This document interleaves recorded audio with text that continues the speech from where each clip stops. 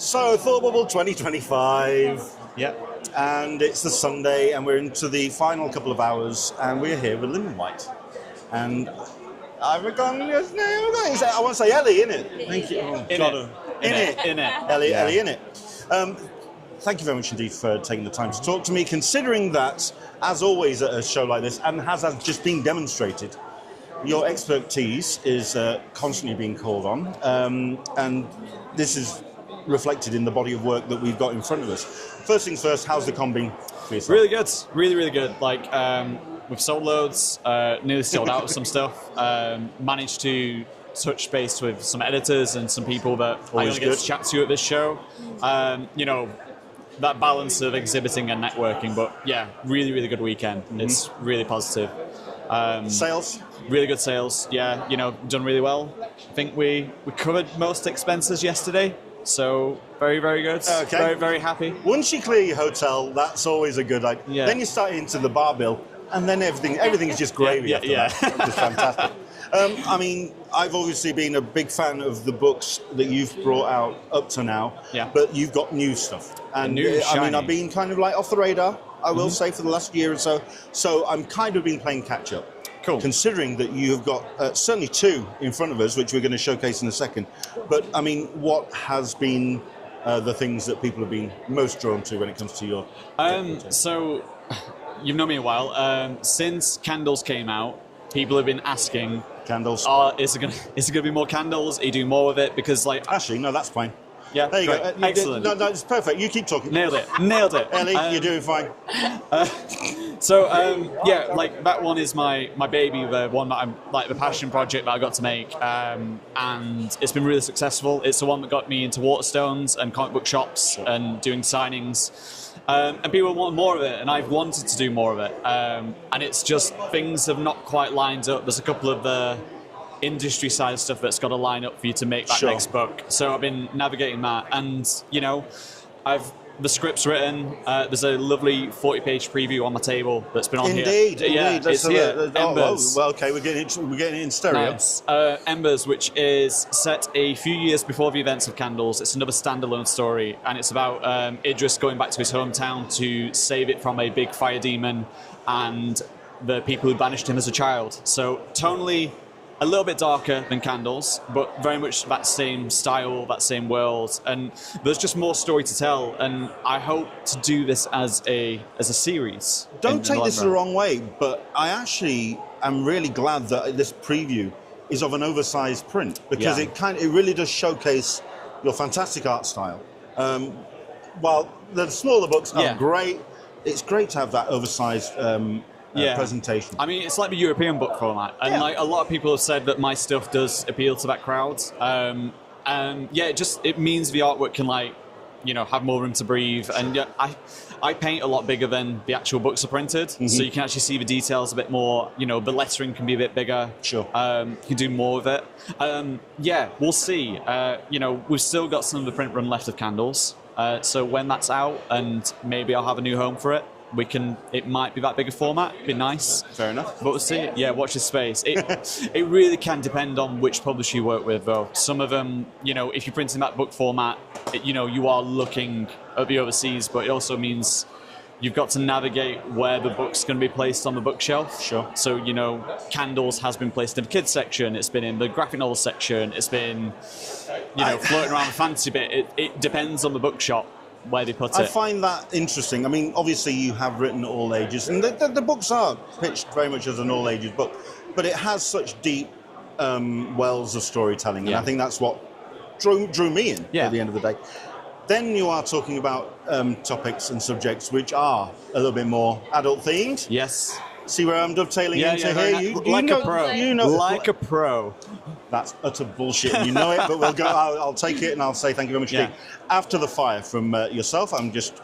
No, I don't want to cover your face.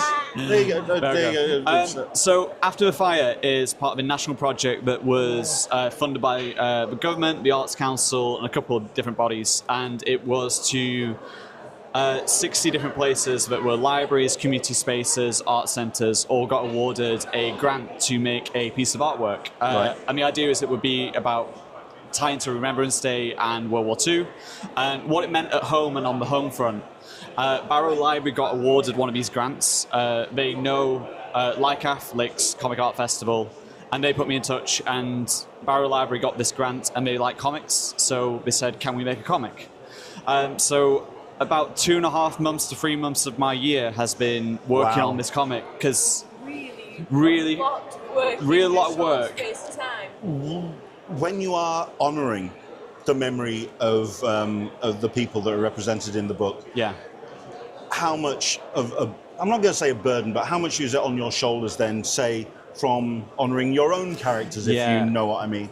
These are lives that have been touched. These are people whose ancestors and their families live on.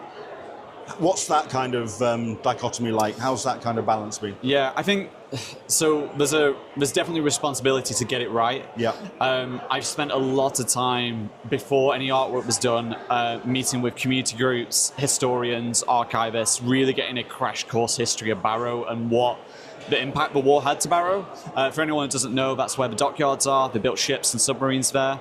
Unfortunately, Barrow was a target for the bombing runs, and they hit the town every time and missed the docks. Right. So Barrow really got hit hard, and the landscape of the town was forever changed. And people used to do things like leave the town every night to go stay in the woods and camp there, and they did that for years. Like lots of things. Do you think the fact that you have been given opportunity to talk to family members and community members who have got such a close tie is quite enabling for you to do the work that you've done? So I think that if you'd have tried to have done a story like that without their voices as well, then that would have been so much harder as a creator to then do it justice.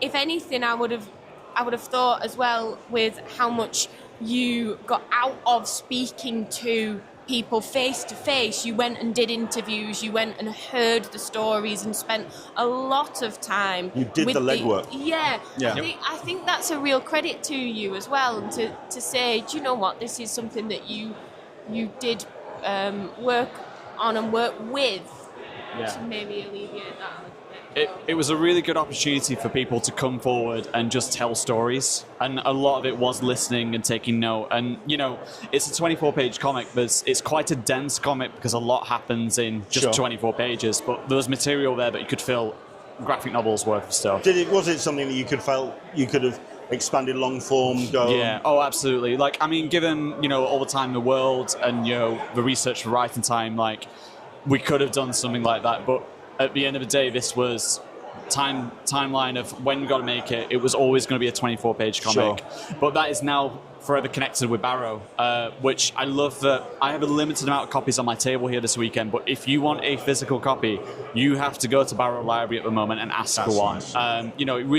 It really means that they got the grant, and they have responsibility and ownership. The ownership. That's the word I was going to use myself. I've spoken to people who.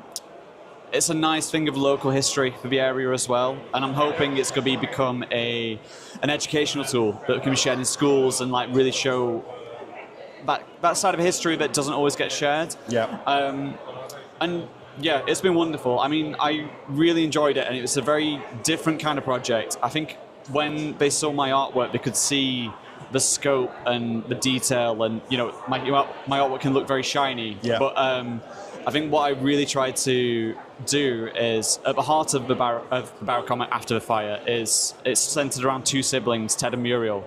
And I'm going on a tangent here. If you compare it to Candles is fantastical, it's whimsy, it's fantasy. If you strip it all back, it's about how far you're going to go to save someone that you love. There's a lot of heart there, and that's why I've latched onto that. When I write, I really look for that human connection and that found family, and that is in After the Fire as well. It definitely it feeds into your own storytelling sensibilities. Yes, thank you. Excellent stuff. Excellent.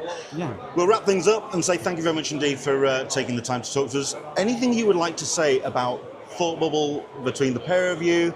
Say if you had not this ugly mug with the double chin that needs photoshopping out, and you had the guys and the girls from Thought Bubble in front of you, what would you like to say to them about this amazing event? Do you want to go first? Do you want to be brave, or you gonna ponder? Oh, just thank you to all of the people that get involved. I think we've been doing this for enough years now to know that. How many years is this now for you? Have you kind of worked it out? I will. We've definitely done this at least 6 or 7 times. Okay. Yeah, I mean, I've been freelancing for 12 years now. Yeah. So Back when it was in Leeds. Like when it was Leeds, you know, we'd been in the Royal Armouries for Marquee and built up from that. I think thank you is a good one. Because we also appreciate just how it keeps developing, it keeps getting bigger and better, and we can recognise the amount of graft from everybody that goes into that, but also then just the fact that they've built a culture of a weekend that is so positive and so enjoyable for the industry, not just for the people that are coming to enjoy the festival. One thing I do appreciate, I think is really important to keep doing, is table space. Everyone wants to be at this show.